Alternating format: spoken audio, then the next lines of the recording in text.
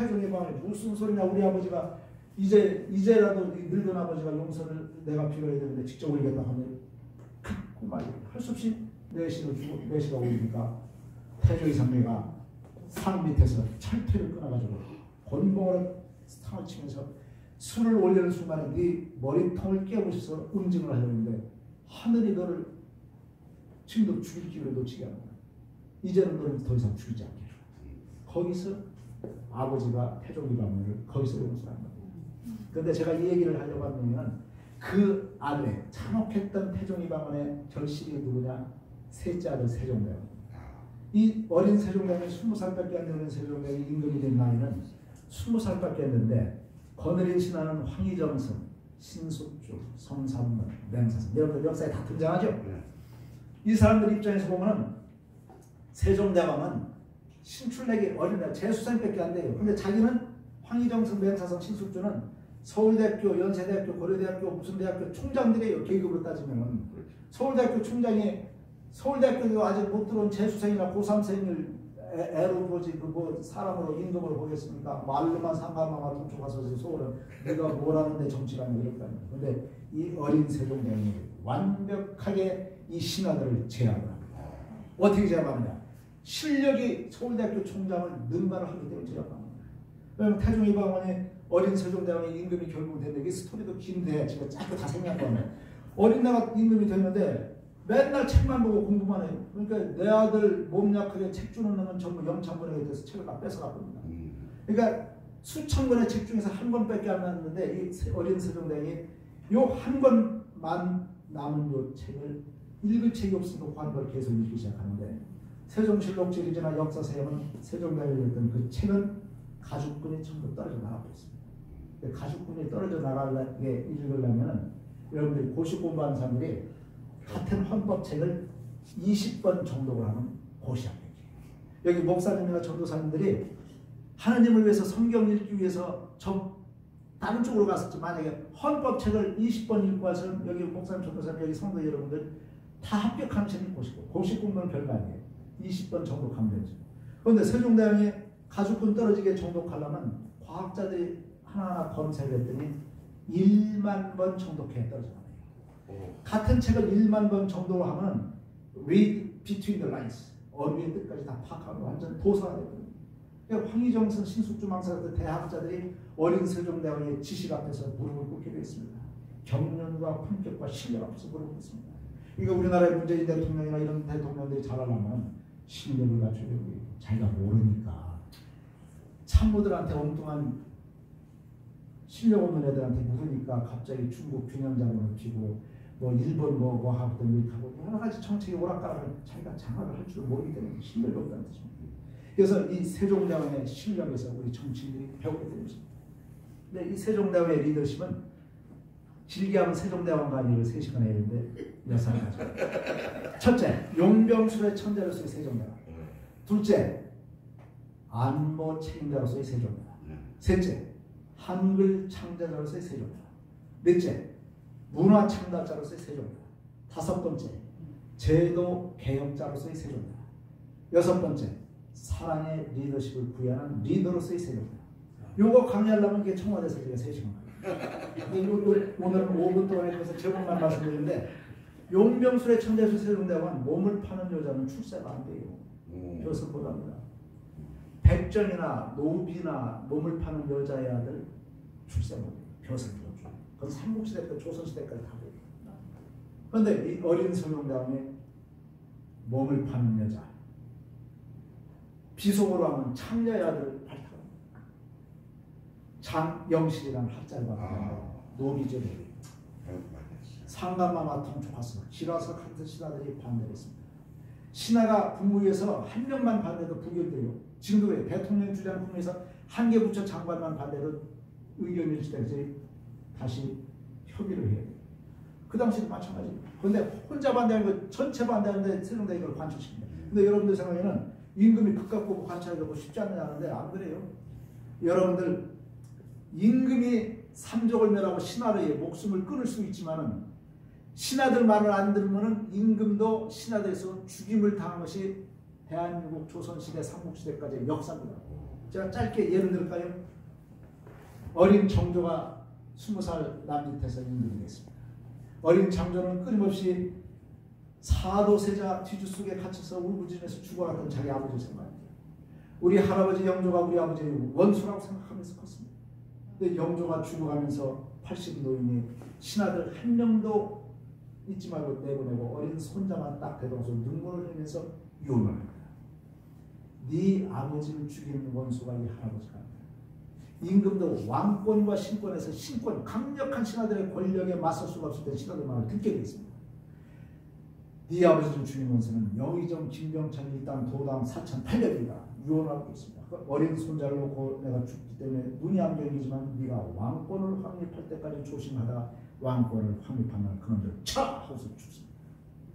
어린 정조가 눈물을 흘리면서 이 할아버지에 대한 눈물이가 뿌리고 어려서 임금이 된 정조가 끊임없이 신하들 말을 다 시키는 대라고 비담아 들으면서 하는 척하다가 나이가 됐으니 20살, 25살, 30살에서 왕권을 확립하기 시작했습니다. 그래서 수원성으로 비밀리에 한양에서 자기 아버지 등에 있는 화성 수원으로 천도를 계획하고 북학파, 박지원, 다산 정양 같은 학자들 등에서 화성, 여러분들 수원 화성이 괜히 축제하는 줄 아십니까? 아버지의 등에 있는 수원으로 서울에 옮기면서 신하들을 제압하려는 군대를 거느면서 그쪽 옮길 계획을 삼다가 피부병이 도져가지고 주치의가 탕약을 데리는데 그 약 먹고 즉사를 해버린 것입니다. 신하에서 죽임을 당한 것이 조선의 르네상스 꿈하던 정조는 사인 분명의 독살로 죽임을 당한 것입니다. 이 어린 세종대왕도 이 죽음의 위기 속에서도 이 관청에 나갑니다. 안보 책임자에서 세종대왕은 김종서 장군, 최은덕 장군과 탁에서 육진 4군 중구로부터 완벽하게 통일 한반도를 지켜내고 일본 놈들이 까버리니까 바로 이종무 장군을 바탕해서 대마도를 상징적으로 청벌해서 일본 대마도 도주가 어린 세종대 앞에서 1년에 한 번씩 조공을 바치면서 무릎을 꿇게 만들어요. 우리나라 역사에 일본 놈들 무릎 꿇게 조아리게 만든 역사가 있습니까? 어린 세종대왕이 행하십니다. 세 번째는 문화첨단 쪽에서 세종대왕은 제가 하모니카 불고 여러분들 아까 찬송을 하고 하셨는데 음악을 주목했습니다. 세종대왕이 모든 악기를 새로 발전하고 악곡을 친히 100곡이나 작곡하면서 만조백관을 거느리고 악기를 연주시키면 예술의 전당과 같은 콘크리트 뜨거운물이 음의 엄청난 파동과 공명으로 무너져 내리는 정도의 스케일을 자랑했습니다.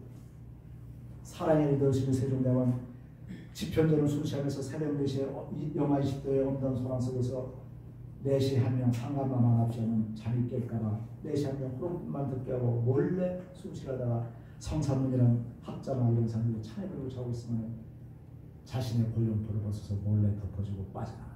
영하 20도의 엄동소란 속에서 자신이 감기가 될지언정 덮어주고 빠져나가면서 새벽 6시에 일어난 성산문이 소수아침을 그러고 어린 세종대왕이 나를 위해서 자신의 옷을 전부 벗어 던져주고 갔고 이 엄동소란에 상관하고서 감기가 되셨게 이 사랑의 리더십에 감복해서 세종대왕이 죽고 세종대왕의 아들 문종이 죽고 어린 단종을 해서 죽어가면서 충성을 바친 것이 사육신이 되고 생육신이 되는 것입니다. 저는 이 사랑이 혹시 사람한테만 주어진 현상이 같으니 사랑의 본체이신 하나님의 피조물 가운데서 존재하는 현상입니다. 동물학자들은 찰스 다윈의 진화론 같은 약육강식의 법칙, 적자생존의 법칙, 사정없는 약육강식의 법칙 이것을 책에 써놨는데 호주의 사막 가운데 가시면 1년에 한 번씩 비가 내리고 1년 360일에 전체 햇볕이 쨍쨍 지는 사막이니까 개미들이 수십만 마리가 안심하고 개미굴을 뚫고 집을 짓고 사는데 1년에 한 번 비가 내리면 홍수가 져서 개미굴 속에 물이 쫙 침략해요. 그러면 개미들이 몰살당할 위기에 처하면 개미떼들이 서로 몸과 팔을 엮어가지고 뗏목을 만듭니다. 그게 또 뗏목을 만듭니다. 그래서 자신의 마누라, 자식, 새끼를, 이웃, 친구, 남 다 태워가지고 떠들어요. 그래서 살아나는데 뗏목 위에 탔던 놈들은 다 사는데 스스로 뗏목이 됐던 수만 마리의 개미떼는 물속에서 전부 익사해서 죽습니다. 이 동물 세계의 마음을 위해서 희생하고 사랑하면서 존재하는 것입니다. 남극의 펭귄이 알을 낳고 암컷이 먹이를 찾아서 3달 동안 바닷속에서 올 때까지 수컷 펭귄이 영하 30대 온동선에서 알을 품고 있는데 지나가는 갈매기떼가 배가 고파서 어깨 쭉쭉 물을 뜯고 살점 뜯어 먹으면 그 고통 속에서도 알을 1초만 포기하면 자기 새끼가 얼어 죽기 때문에 절대 포기하지 않습니다. 지나가는 물개나 바다사자가 아예 살점을 뜯어먹는 게 아니고 완전 죽여서 잡아먹는 순간에도 포기하지 않습니다. 이것이 동물 세계에 존재하는 삶입니다. 일본에서 목조 건물을 수리하다가 어떤 사람이 잘못해서 팍 박았는데 지나가던 도마뱀이 꼬리에 맞았으면 꼬리 뚫고 끊고서 도망가는데 가문에 맞아서 꼼짝 놀랐어요. 근데 이 도마뱀이 몇 년간 살아있어요. 하도 이산에서 관측을 했어요. 그랬더니 다른 도마뱀이 몰래 와서 먹이를 갖다 먹여줍니다. 이게 부부 사이인지 남남인지 친구인지 모르는데 이 동물 세계에 존재하는 사랑과 희생 법칙입니다. 사랑의 본체이신 하나님께서 심어놓으신 겁니다. 이 진화론 이런 것에서 설명할 방법이 없는 것입니다. 지금 이 순간도 하나님께서는 우리를 허공 중에 태우시고 땅덩어리를 돌려주십니다. 저 같은 과학자나 이런 저 같은 사람이 아무리 뭐를 열심히 한다 해서 이런 거 하나 허공주에 매달아 놓고 이거 돌릴 수 있겠어요? 근데 하나님은 수십억 톤인 땅덩어리 이게 지구 수십억 인구를 태운 상태에서 돌리는데 그냥 돌리는 게 아니고 하루에 한 바퀴씩 돌리는데 24시간에 지구 4만 킬로미터 한 바퀴 원점으로 돌려면 초속 460m로 돌리는 겁니다. 음속의 1.5배 속도로 돌려요. 초음속력에 1.5배 속도로 돌아가요. 인천공항을 출발해서 인천공항까지 세계 한 바퀴 돌고서 대한항공 여객기가 한 바퀴 돌고 오려면 31시간 20분 걸려요. 그 여객기보다 더 빨리 돌려야 돼요. 근데 그 여객기 여러분들 이코노미 싼 거, 비즈니스 말고 싼 거 살려도 500만 원 월 비행기 요금 줘야 돼요. 여러분들 500만 원씩 주고 지금 지구 타고 돌고 있습니까? 다 공짜로 인생 사는 동안 50년, 100년, 80년, 100년 공짜로 타고 있습니다. 근데 그것만 타고 있는 줄 알았더니 365일에 한 번씩 태양 주위를 돌면서 또 돌리시는데 그거 한 바퀴 도는 거 따졌더니 초속 29.8km 음속에 70배의 속도로 돌리고 있어요. 근데 여러분들 어지러운 사람 있어요? 하나도 안 있어요. 다만 1층 아파트에 사는 사람하고 20층 아파트에 사는 사람들이 20층 아파트 사람 조금 머리가 좀 띵하다고 하는 사람이 있어요. 그거는 20층 높이만큼 반지름이 높아서 좀 더 많이 돌아요. 하나님 돌리실 때. 그래서 조금 띵할 수는 있어요. 그런데 아무튼 공짜로 다 타고 있어요. 그래서 우리는 사실 하나님께서 제가 비유를 해서 500만 원씩 비행기도 끊고 있다 하느냐는데 태평양에 물이 길어서 농사지라고 하면 수천만 대 트럭에다 담수화시켜서 농사질 수 있겠습니까? 태양 빛을 내리시고 물과 공기를 내리시고 가장 값비싸야 될 것이 다 공짜예요. 다이아몬드 같은 것보다 더 비싸야 되는데 다 공짜로 믿는 사람들이 잘 주지 않습니까? 그러니까 우리가 엄청난 은혜를 받고 우리가 감사해야 된다고 생각합니다. 문둥병자 10명이 예수님한테 문둥병의 치료를 받았지만 단 한 명만이 되돌아서 감사를 드렸습니다. 10명 모두가 예수님으로 인해서 육체적 고통, 치유를 받는 은혜 받았습니다. 그러나 되돌아온 감사를 할 줄 아는 한 명만이 믿음 위에 10명은 똑같이 그 당시에 문둥병자가 돌아다니는 돌팔매매주도 위험을 당하는 위험 속에서 예수님에서 나왔던 공통된 믿음이 있었지만 감사까지 표한 단 한 명만이 육체적 구원 플러스 영혼의 구원까지 같이 가는 거죠. 믿음 위에 감사가 중요하시죠. 그러니까 우리가 살면서 우리 대한민국 역사 930년의 침략 가운데서 끊임없이 절망하지 않고 하나님께 구출하고 또 우리 백성들이 하나님께 기도를 했지 않습니까? 6.25 낙동강 해변 전선 부산 피난받에서도 목사님 장로님들이 부산 해변가에서 기도를 했지 않습니까? 빌레아 목사 축전을 급전을 쳐준 기적이 일어났지 않습니까? 마찬가지로 예수님 십자가 형틀에서 피투성이가 되고 죽어가는 예수님 앞에서 두 강도 중에서 한 명 강도는 예수님께 연민을 구하고 회개했습니다. 네가 나와 함께 나가냈을까? 고통을 당하신 예수님 입장에서 자기가 죽는 육체적 생명이 끊어지는 고통 속에서 다른 고통을 받는 강도한테 즉각적으로 지금 응답하는 이 강도는 그냥 죽는 것입니다. 바로 응답을 해주시지 않습니까? 그래서 우리는 어떤 절망 가운데 심지어는 죽는 마지막 순간의 절망의 정점에서도 그 강도가 구원을 받았듯이 역사나 대한민국이나 개인이나 민족이나 세계나 고통의 절망의 끝속에서도 희망이 있다는 것을 하나님께서 성경 말씀에서 우리한테 가르쳐주고 계시다. 저는 오늘 여러분들한테 두서없는 말씀드리면서 또 우리 존경하는 강영준 총장님께서 여러 가지 부족한 사람을 이 시간 보여주셔서 영광을 생각하면서 두서없는 말씀을 맺어드리겠습니다. 여러분 감사합니다.